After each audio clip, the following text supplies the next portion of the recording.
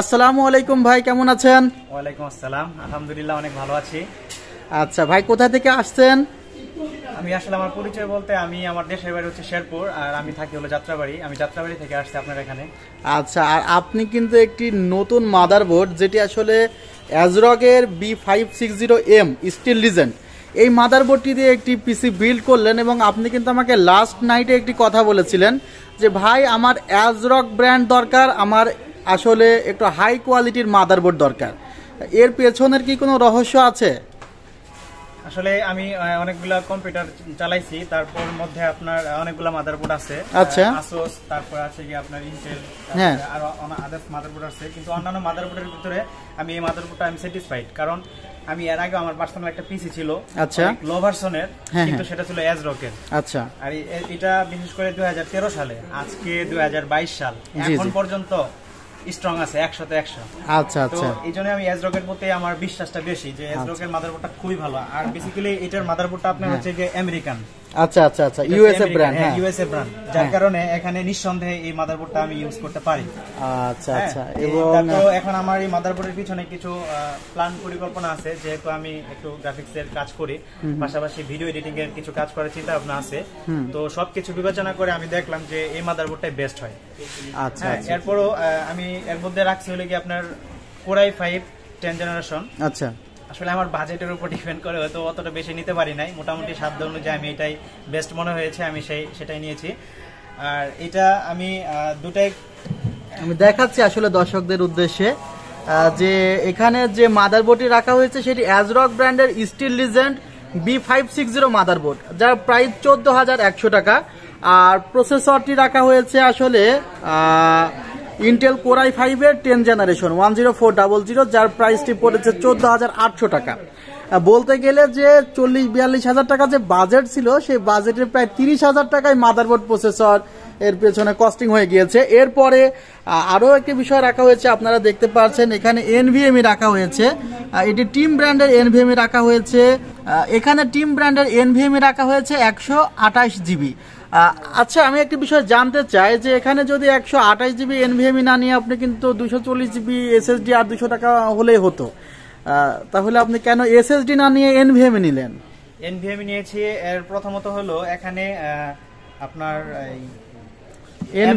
M.2 একটা super fast একটা, যার কারণে এটা আমি এটাকে NVMe নিয়েছি। এর কারণ হলো এখানে স্পিডটা খুবই হাই স্পিড আমাকে দেবে এই পিসিটা।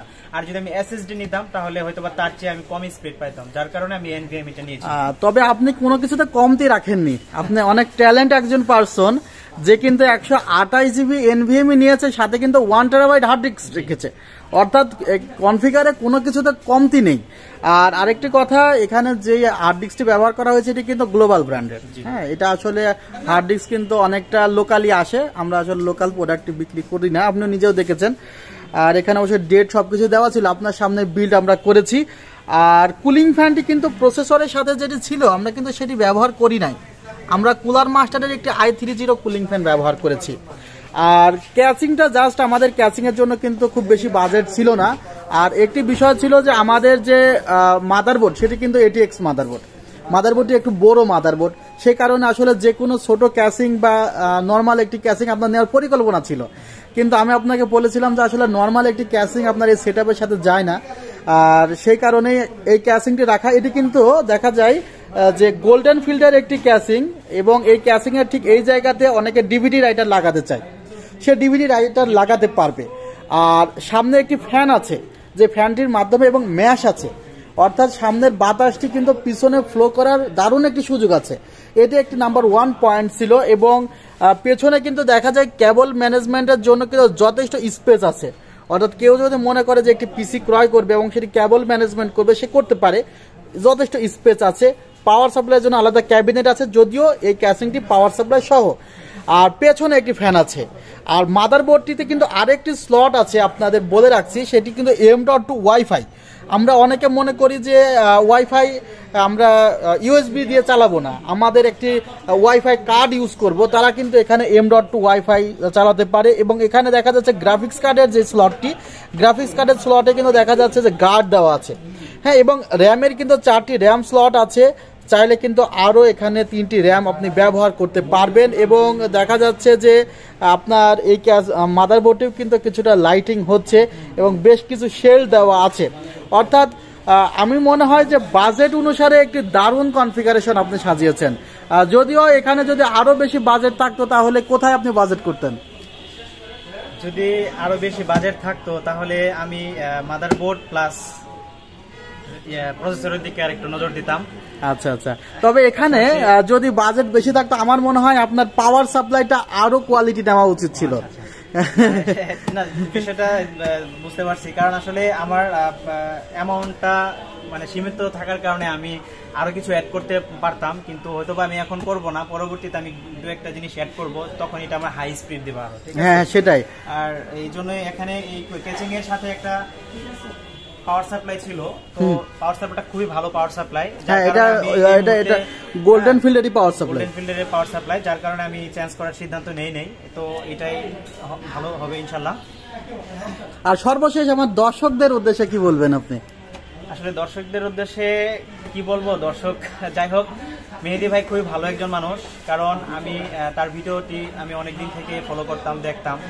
তো আমি দেখতাম যে তিনি সবসময় ব্র্যান্ডের মালগুলা বিক্রি করতো কাস্টমারদেরকে, এবং কি ভালো প্রোডাক্ট এবং অরিজিনালটা সেল করার চেষ্টা করতো। উনি সবাইকে অরিজিনালি দিত, তার আমি কখনো দেখি নাই যে সে অরিজিনাল ছাড়া বা কপিরাইট কোনো প্রোডাক্ট সে বিক্রি করছে, যার কারণে আমি আমার জায়গা থেকে আস্থা রেখেছি। তো আমি মনে করি আপনারাও মেহেদী ভাইয়ের কাছে আস্থা রাখতে পারেন এবং দোয়া রাখবেন আমার জন্য। আর আমিও দোয়া করি যেন এই সেটআপটি আপনি খুব সুন্দর মতো ব্যবহার করেন। আর ক্যাসিংটি বিশেষ করে আমি নিজে চয়েস করে দিয়েছি, এই ক্যাসিংটি আমার নিজস্ব চয়েস, এবং এই ক্যাসিংটির মধ্যে যথেষ্ট কোয়ালিটি আছে এবং এটার যে ম্যাটেরিয়ালগুলো আমার কাছে কিন্তু দারুণ লেগেছে। দেখেন আপনারা উপরের দিকে কিন্তু জাস্ট মনে হচ্ছে প্ল্যানিং করে একটি ক্যাসিং বানানো। ক্যাসিংটি যে ওয়েটটা কিন্তু ভারী ওয়েট কিন্তু একটি ওয়েটফুল ক্যাসিং, অর্থাৎ প্রায় 5 কেজি মতো ওয়েট হবে ক্যাসিংটির। অর্থাৎ ম্যাটেরিয়ালগুলো দারুণ ম্যাটেরিয়াল ইউজ করেছে আর প্ল্যানিংটা সুন্দর করেছে। অনেকে ডিভিডির এটা ইউজ করতে চায়, তারা ইউজ করতে পারবে। আর আই থিঙ্ক আপনি কনফিগারটি খুব সুন্দর মতো ইউজ করবেন আর আমাদের জন্য দোয়া করবেন। আজকের মতো ভিডিওটি এখানে শেষ করছি। আল্লাহ হাফিজ, আসসালামু আলাইকুম।